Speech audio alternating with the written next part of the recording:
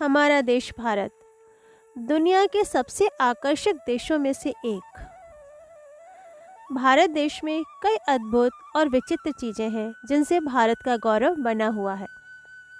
यहाँ का लुभावना प्राकृतिक सौंदर्य, समृद्ध वन्य जीवन, विविधताएं, अनेकता में एकता, इस प्रकार की ऐसी कई चीज़ें हैं जो हमारे देश को अन्य देशों से अलग बनाती हैं, महान बनाती हैं।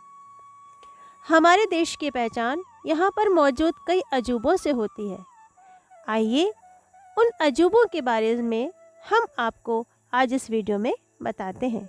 हरमिंदर साहब या दरबार साहिब, जिसे हम स्वर्ण मंदिर या भगवान के मंदिर के नाम से जानते हैं, सांस्कृतिक रूप से सिखों के सर्वाधिक महत्वपूर्ण तीर्थ स्थान होने के साथ साथ सबसे पुराना गुरुद्वारा भी है। यह सिखों के चौथे गुरु रामदास द्वारा स्थापित अमृतसर शहर में स्थित है। अमृतसर शहर को इस पवित्र तीर्थ स्थान के कारण ही अपनी पहचान मिली है। सिखों के चौथे गुरु रामदास ने 1577 ईस्वी में एक सरोवर की खुदाई की, जो बाद में अमृतसर या अमृत सरोवर के नाम से जाना गया। समय के साथ इस सरोवर के बीच में हरमिंदर साहिब नामक एक शानदार सिख इमारत का निर्माण किया गया और यह सिख धर्म का सर्वोच्च केंद्र बन गया। आध्यात्मिक और आज़ादी के प्रतीक इस मंदिर में पूरी दुनिया से श्रद्धालु आते हैं और इस स्थान का आनंद लेने के साथ साथ प्रार्थना भी करते हैं। स्वर्ण मंदिर में एक आयताकार मंच बना है और चारों तरफ से अमृत सरोवर से घिरा हुआ है। एक प्रवेश द्वार की बजाय इस मंदिर में 4 प्रवेश द्वार हैं। यह सिख धर्म के खुलेपन का प्रतीक है और इंगित करता है कि सभी धर्मों के अनुयायियों को प्रवेश की अनुमति है। भीतर की दीवारों को नक्काशीदार लकड़ी के फट्टों और चांदी तथा सोने जड़े काम से सजाया गया है। कर्नाटक राज्य के शिवनबेलगोला शहर के निकट चंद्रगिरी पहाड़ी की चोटी पर स्थित गोमतेश्वर की एक ही पत्थर से निर्मित विशालकाय मूर्ति, जिसे जैन संत बाहुबली के नाम से भी जाना जाता है, इसका निर्माण लगभग 983 ईस्वी में गंगा राजा के एक मंत्री चामुंडा राया द्वारा करवाया गया था। ऐसा कहा जाता है कि इस मूर्ति को महीन सफ़ेद ग्रेनाइट के एक ही पत्थर से काटकर बनाया गया है और धार्मिक रूप से यह अत्यधिक महत्वपूर्ण है, क्योंकि जैनियों का मानना है कि मोक्ष यानी कि जीवन मरण के चक्र से छुटकारा की प्राप्ति सबसे पहले बाहुबली को हुई थी। यह मूर्ति एक कमल पर खड़ी हुई है, जांघों तक ये बिना किसी समर्थन के खड़ी है और इसकी लंबाई 60 फीट अर्थात 18 मीटर और चेहरे का माप 6.5 फीट है। जैन परंपरा के अनुसार यह मूर्ति पूर्णतया नग्न अवस्था में है और 30 किलोमीटर की दूरी से दिखाई देती है। मूर्ति के चेहरे के निर्मल भाव, घुंघराली आकर्षक जटाएं, आनुपातिक शारीरिक रचना, विशालकाय आकार और कलात्मकता तथा शिल्पकला के बेहतरीन मिश्रण के कारण इसे मध्यकालीन कर्नाटक की शिल्पकला की सर्वश्रेष्ठ उपलब्धि कहा जाता है। यह पूरे विश्व में एक पत्थर से निर्मित सबसे विशालकाय मूर्ति है। भारत में दुनिया का पहला विश्वविद्यालय नालंदा विश्वविद्यालय के नाम से जाना जाता है। इसकी स्थापना गुप्त काल के दौरान 5वीं सदी में हुई थी, लेकिन सन 1193 में आक्रमण के बाद इसे नष्ट कर दिया गया था। बिहार के नालंदा में स्थित इस विश्वविद्यालय में 18वीं शताब्दी से 12वीं शताब्दी के बीच दुनिया के कई देशों से छात्र पढ़ने आते थे। इस विश्वविद्यालय में करीब 10,000 छात्र पढ़ते थे, जो भारत के विभिन्न क्षेत्रों के अलावा कोरिया, जापान, चीन, तिब्बत, इंडोनेशिया, फारस और तुर्की से आते थे। यहाँ करीब 2000 शिक्षक पढ़ाते थे। इस विश्वविद्यालय की स्थापना गुप्त शासक कुमारगुप्त प्रथम ने 450 से 470 ईस्वी में की थी। इस विश्वविद्यालय को 9वीं शताब्दी से 12वीं शताब्दी तक अंतर्राष्ट्रीय ख्याति प्राप्त थी, लेकिन अब यह खंडहर बनकर रह चुका है, जहां दुनिया भर से लोग घूमने के लिए आते हैं। प्राचीन नालंदा विश्वविद्यालय स्थापत्य कला का एक अद्भुत नमूना है। आपको जानकर हैरानी होगी कि इस विश्वविद्यालय में 300 कमरे, 7 बड़े बड़े कक्ष और अध्ययन के लिए 9 मंजिला एक विशाल पुस्तकालय था, जिसमें 3 लाख से भी अधिक किताबें थीं। इस विश्वविद्यालय में प्रवेश परीक्षा अत्यंत कठिन होती थी। इसमें सिर्फ प्रतिभाशाली छात्र ही प्रवेश पा सकते थे। इसके लिए उन्हें 3 कठिन परीक्षा स्तरों को उत्तीर्ण करना होता था। प्राचीन नालंदा विश्वविद्यालय का पूरा परिसर एक विशाल दीवार से घिरा हुआ था, जिसमें प्रवेश के लिए एक मुख्य द्वार था। उत्तर से दक्षिण की ओर मठों की कतार थी। उनके सामने अनेक भव्य स्तूप और मंदिर थे। मंदिरों में बुद्ध भगवान की सुंदर मूर्तियां स्थापित थीं, जो अब नष्ट हो चुकी हैं। नालंदा विश्वविद्यालय की दीवारें इतनी चौड़ी हैं कि इनके ऊपर ट्रक भी चलाया जा सकता है। सन 1199 में तुर्क आक्रमणकारी बख्तियार खिलजी ने इस विश्वविद्यालय को जलाकर पूरी तरह से नष्ट कर दिया। कहते हैं कि यहाँ के पुस्तकालय में इतनी किताबें थीं कि पूरे 3 महीने तक आग धधकती रही थी।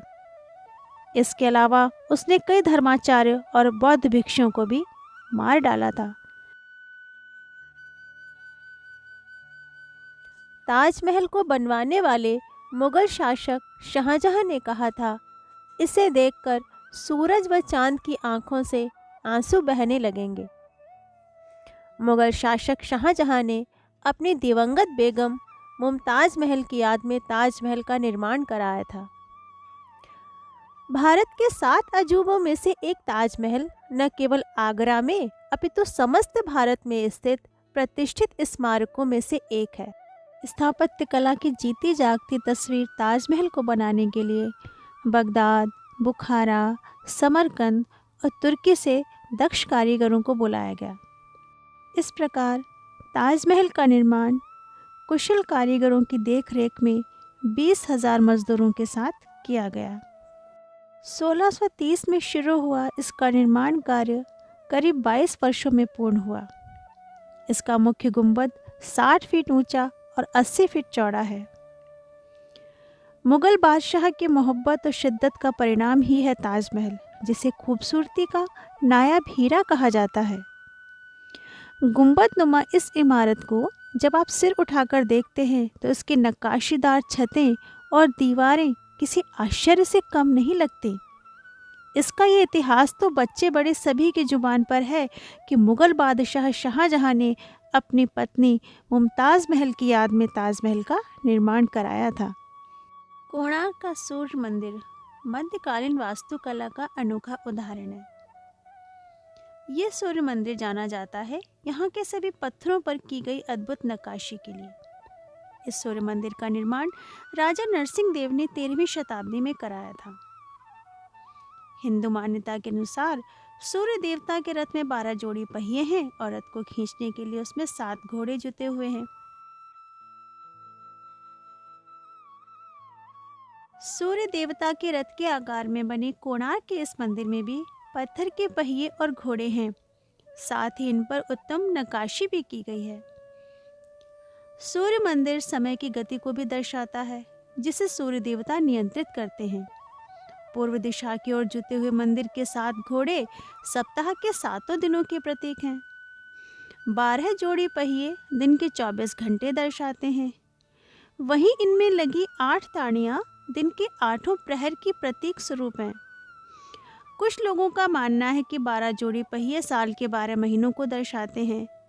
पूरे मंदिर में पत्थरों पर कई विषयों और दृश्यों पर मूर्तियां बनाई गई हैं। मुस्लिम आक्रमणकारियों पर सैन्य बल की सफलता का जश्न मनाने के लिए राजा ने कोणार्क में सूर्य मंदिर का निर्माण करवाया था।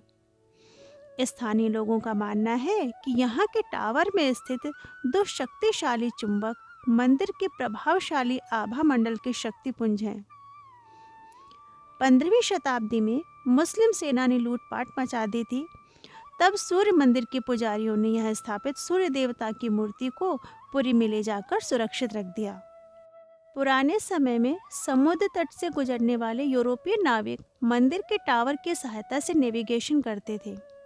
लेकिन यहाँ चट्टानों से टकराकर कई जहाज नष्ट होने लगे और इसीलिए इन नाविकों ने सूर्य मंदिर को ब्लैक पगोड़ा नाम दे दिया।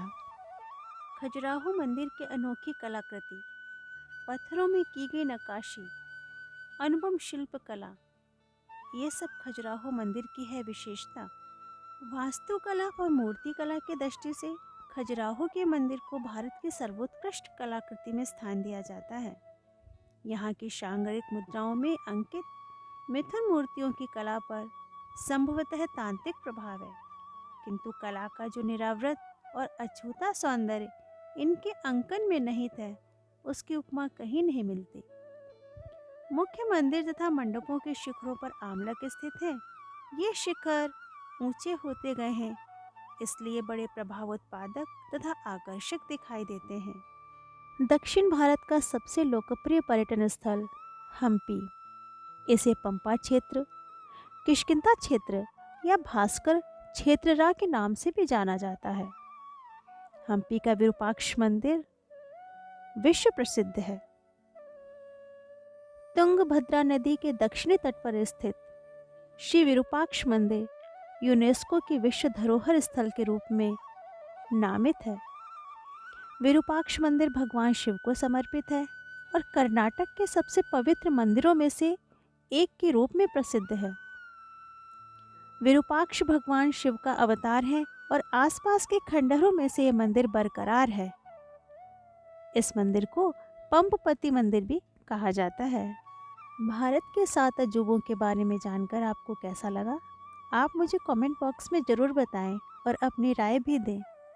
हम मिलेंगे आपसे नेक्स्ट वीडियो में एक नए टॉपिक के साथ। तब तक के लिए जय श्री राधे, बाय बाय।